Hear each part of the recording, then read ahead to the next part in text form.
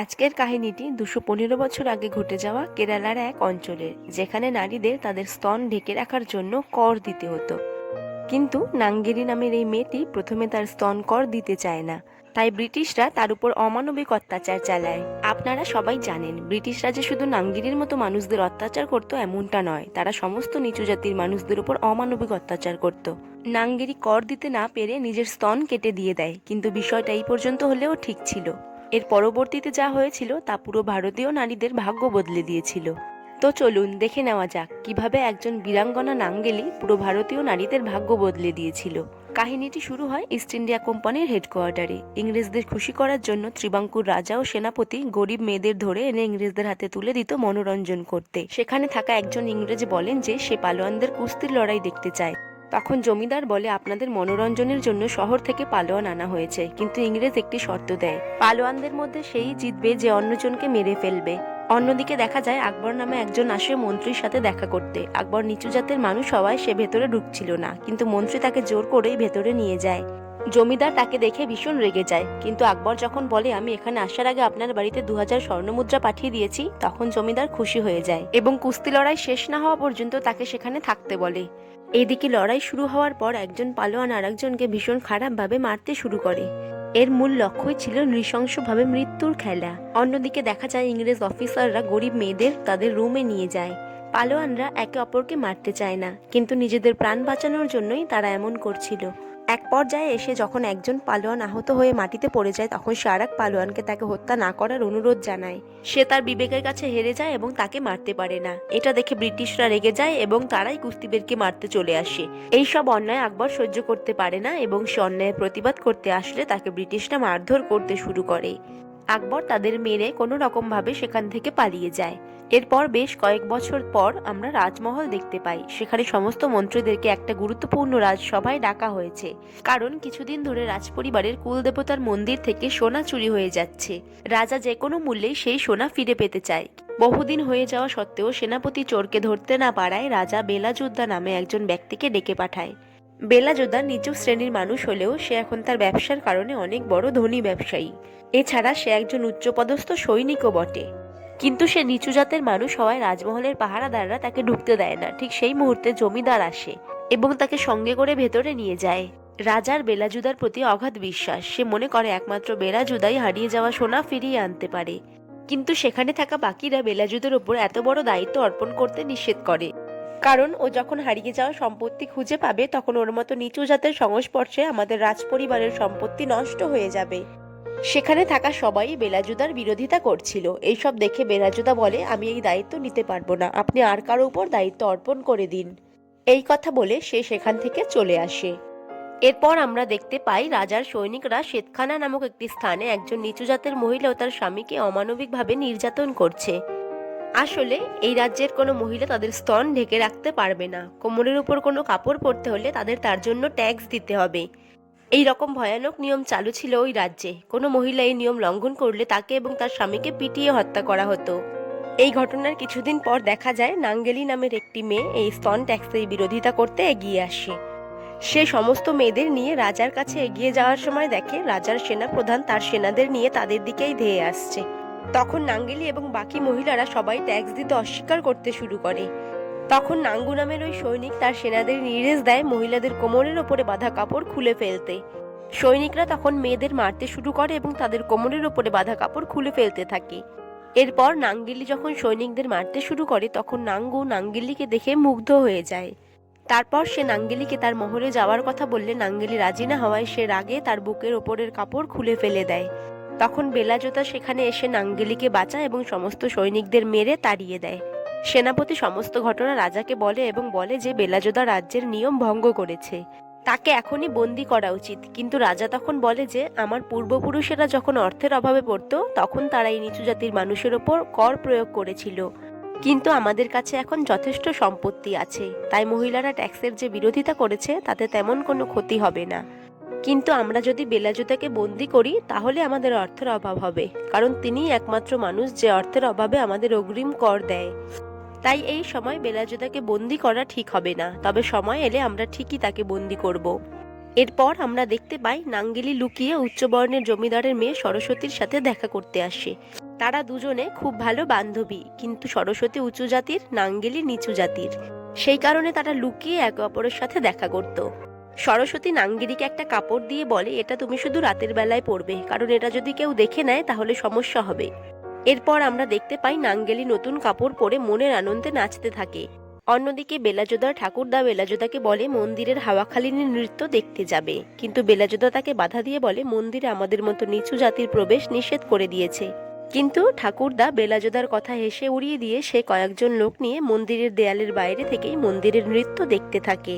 সেই সময় রাজার কয়েকজন লোক তাদের দেখে ফেলে এবং বেলাজোদা ঠাকুরদাকে নিচু জাতের লোক বলে তিরস্কার করতে থাকে। এরপর জমিদারের লোকেরা তার গায়ে হাত তুললে তখন বেলাজোদা চলে আসে।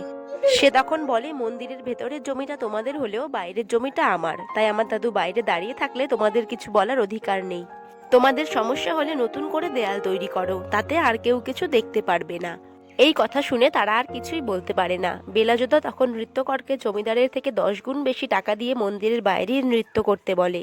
এরপর মন্দিরের বাইরে নৃত্য শুরু হয়ে যায়। এটা দেখে জমিদার এবং রাজার লোকেরা চুপচাপ সেখান থেকে চলে যায়। এই সব খবর রাজার কাছে গেলে বেলাজোদাকে বন্দী করা হয়।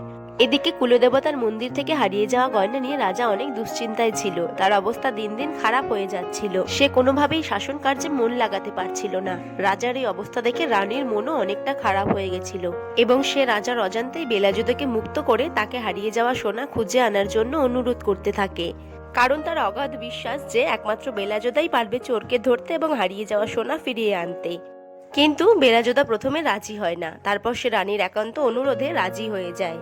এরপর আমরা দেখতে পাই কুচুন্ডি নামে একজন লোক কুলদেবতার মন্দির থেকে হারিয়ে যাওয়া সেই সোনা মাটির নিচ থেকে বার করছে। পেছন থেকে রাজার সেনাপতি তাকে ফলো করছিল। সে যখন সোনার বাক্স বার করে তখন রাজার সেনাপতি তার উপর ঝাঁপিয়ে পড়ে। তখন তাদের দুজনের মধ্যে লড়াই শুরু হয়ে যায়। কিন্তু কুচুন্ডি লড়াই আর করতে না পেরে সে তখন সেনাপতিকে বলে, চুরি হয়ে যাওয়া সোনার থেকে অর্ধেক আমি তোমাকে দিয়ে দেব। অর্থের লোভ সামলাতে না পেরে সেনাপতি রাজি হয়ে যায়। পরদিন সকালে বেলাজোদা কুচুন্ডির খোঁজ নিতে কুচুন্ডির গ্রামে আসে। সে সবার কাছে কুচুন্ডির কথা জিজ্ঞাসা করলে সবাই চুপ হয়ে থাকে, কারণ কুচুন্ডি চুরি করলেও চুরির কিছু অংশ সে গ্রামে দান করত। বেলাজোদা সেটা বুঝতে পেরে বলে যে পরবর্তী 1 বছরের গ্রামের সমস্ত দায়ভার আমার, আমি শুধু কুচুন্ডির পরিচয় জানতে চাই। এই কথা শোনার পর গ্রামবাসীরা কুচুন্ডির বাড়ি বেলাজোদাকে দেখিয়ে দেয়। এরপর আমরা দেখতে পাই বেলাজোদা কুচুন্ডির স্ত্রীর কাছ থেকে জানতে পারে কুচুন্ডি চুরি করা সমস্ত মালপত্র কোথায় রাখে। এরপর বেলাজোদা সেখানে পৌঁছায় এবং দেখতে পায় যে কুচুন্ডি ইংরেজদের সাথে সেই গয়নার বাক্সটি ডিল করছিল। এরপর কুচুন্ডির লোকদের সাথে বেলাজোদার মারামারি শুরু হয়। একসময় কুচুন্ডির গলায় দড়ি বেঁধে তাকে টেনে হিঁচড়ে রাজদরবারে নিয়ে আসা হয়। নিচু জাতের নারীরা সেদিন কোমরের ওপরে কাপড় পরে আসলেও মন্ত্রী সেই বিষয়ে রাজাকে বললে রাজা সেদিন কিছুই বলে না, কারণ বেলাজোদাই একমাত্র ব্যক্তি যে মন্দিরের গয়না ফিরিয়ে এনেছে। রাজা খুশি হয়ে বেলাজোদাকে তার সেনাপতি নিযুক্ত করে, যার ফলে বেলাজোদার ব্যবসার প্রসার ঘটতে থাকে। সে দেশ বিদেশে বড় বড় জাহাজ নিয়ে রপ্তানি করতে থাকে। এর কিছুদিন পর দেখা যায় নাঙ্গেলি সরস্বতীকে সাথে নিয়ে বেলাজোদার সাথে দেখা করতে এসছে। সরস্বতী বেলাজোদাকে বলে এক বৃদ্ধ লোকের সাথে তার বিয়ে দেওয়া হচ্ছে। এই বিয়ে বন্ধ করার জন্য সে বেলাজোদার কাছে সাহায্য চাইলে বেলাজোদা বলে, আমি শুধু নিচু জাতির জন্যই লড়াই করি। আমি যদি উচ্চগ্রস্ত মানুষের সাহায্য করি তাহলে আমার সাথে সাথে সাধারণ মানুষরাও ক্ষতিগ্রস্ত হবে। বেলাজোদা সরস্বতীকে বলে, তোমার লড়াই তোমাকে একাই লড়তে হবে, আর তুমি যদি বুদ্ধিমতী হও তাহলে তুমি আমার এই কথার মানে বুঝতে পারবে। এরপর বৃদ্ধ লোকটির সাথে সরস্বতীর বিয়ে হয়ে যায়। প্রথম রাতে বুড়ো সরস্বতীর সাথে ইন্টিমেট করতে গেলে সরস্বতীর বেলাজোদার কথা মনে পড়ে যায় এবং সে তাকে গলা টিপে মেরে ফেলে। অন্যদিকে সেনাপতি কুচুন্ডির সাথে দেখা করতে আসলে কুচুন্ডি তাকে বলে, তুমি যদি বেলাজোদাকে মেরে ফেলতে পারো তাহলে গয়নার বাক্সের বাকি অংশ তোমাকে দিয়ে দেওয়া হবে। এদিকে মহিলারা কোমরের ওপরে কাপড় পরায় রাজার লোকেরা তাদের কাছে ট্যাক্স নিতে আসলে তারা ট্যাক্স দিতে না পারায় তাদেরকে ধরে নিয়ে যাওয়া হয় এবং তাদের গরম লোহার ছ্যাঁক দেওয়া হয়। পরের দিন নাঙ্গেলি বেলাজোদাকে এসে জানায় যে কয়েকজন মহিলা নাকে নথ পরায় তাদের নাক কেটে ফেলা হয়েছে।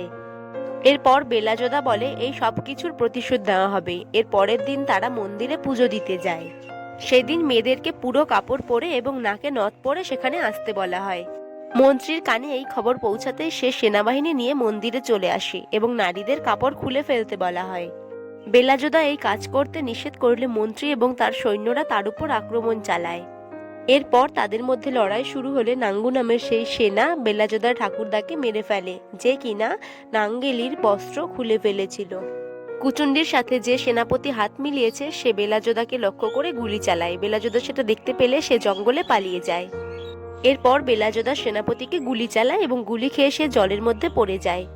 পরের দিন রাজদরবারে মন্ত্রী রাজার কাছে এসব কথা বলে এবং বেলাজোদাকে ফাঁসি দেওয়ার জন্য অনুরোধ জানাতে থাকে।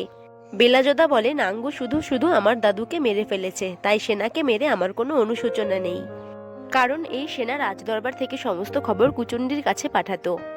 আর কুলদেবতার গয়না চুরি হওয়ায় শুধুমাত্র কুচুন্ডির নয়, মন্ত্রী ও সেনাপতির হাতও ছিল।